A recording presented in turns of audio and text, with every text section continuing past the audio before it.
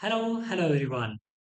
So today we are going to learn about the linear regression. I know that you have learned about it before and we have the videos before, but this time we are going to see it's just little bit of mathematics. Linear regression has a little bit of mathematics like the linear graph you can say. But yeah, we'll be seeing that and yeah.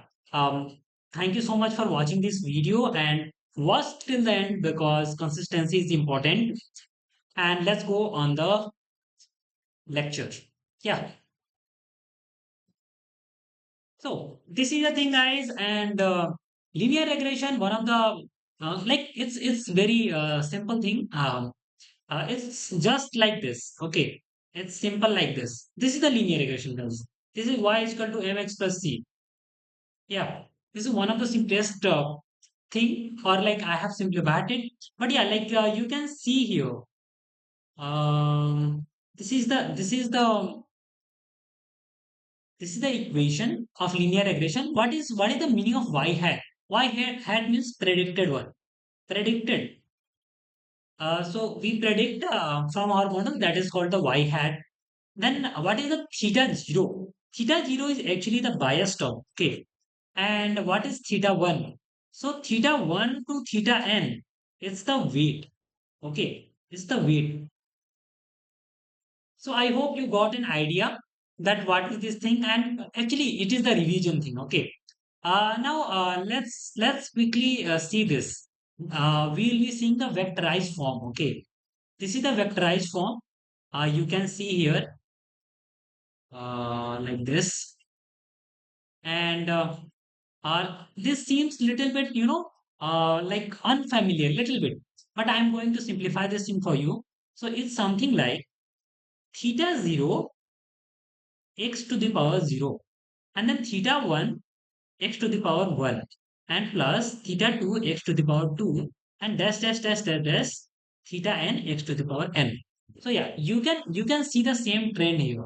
Theta 0 x to the power 0, it means that theta 0 multiply by 1, sorry, multiply by 1, it means only theta 0, and then the series continues. Okay, so this is the similar like this, and theta zero is our bias term that is constant, but weight term actually changes with the x as the x will be changing. Okay, now we have seen that. Okay, and we have seen this vectorized form, and its vectorized form means this is the thing. Okay, now like how you are going to train it, how you are thinking to train it. So like we you haven't think about it that how a linear regression model is actually get trained. So we train it from fundamental. Just think about the fundamental. We just get the parameters. Okay, we get the parameters like b and w and all these things, like these two things especially. And then we see that the model, which the model it fit the best, something like that. So just make it clear for you. Um, we see like we decide b and w, and then we see that which model is the best. Okay, on this different b, like let's take b1, maybe like 2, or maybe you can take b2 like 5. So we can do the trial and error with that, and it actually has been done. So but yeah, like model decide these things. So not, you need not to worry about it because we are the machine learning guy. So we are a smart one. Now let's see that how to check that we have chosen some parameters. These are called parameters. Okay, these are called parameters, and how we will be telling that okay, we have got the best parameters and we are going to get the best model. How you can see? How can say that? So if you know the machine learning before, then you know that there is a concept of cost function. Okay, so you can actually tell now that okay, my model one accuracy is 99%, So that's why it is best. Or like my model 2, accuracy is 99.9%. So it's more better, something like that. Okay. So you can take the accuracy as the matrix, but in machine learning, we take the metric as the cost function. That how much error is there? Okay, how much error is actually there? So how to see this error? How to see that? So that is actually called the cost function, loss function, and many terms.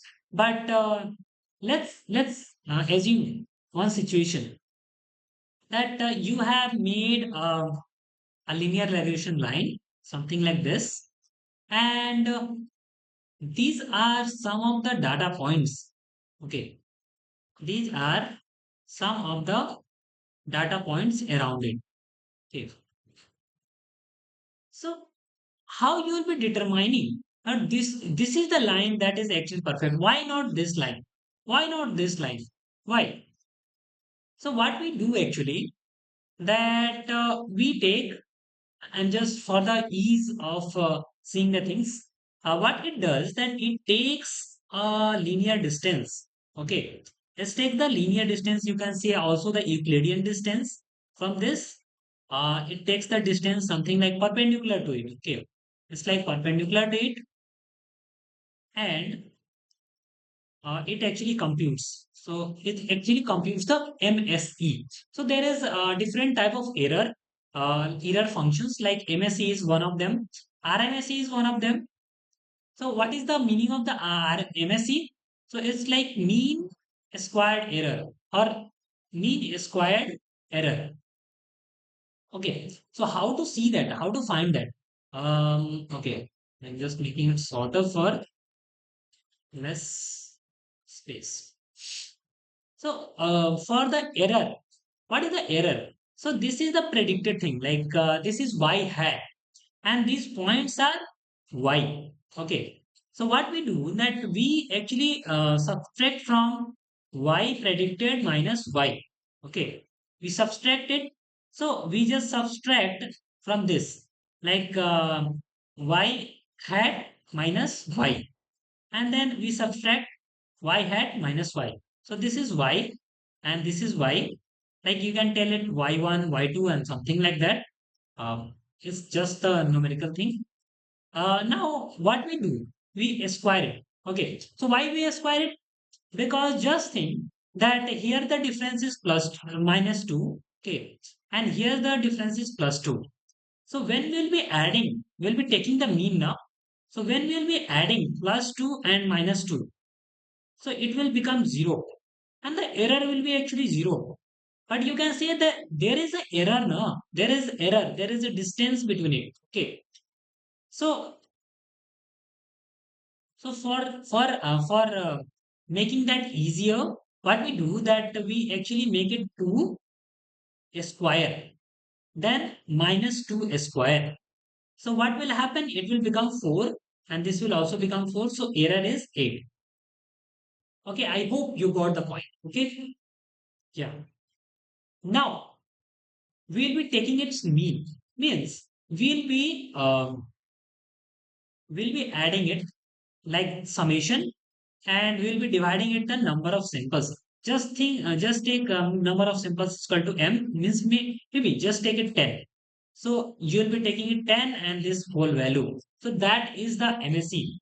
Then what is the RMSE, guys? RMSE is just root, and then you can say it MSE. Okay, so we'll be just taking the root. So which one is more easier to find? MSE is the easier to find, guys. So that's what it has told you. Okay, and I'll be saying you that okay, prefer this book. That is quite important, and this is amazing book. It has covered a lot of things. And if you haven't watched the previous videos, just go and watch. Okay, so this was the thing about it.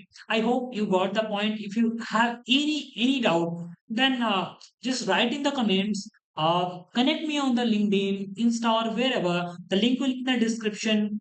And in the next video, we'll be talking about the normal equation. And this video was quite shorter. And of course, we have taken very little points.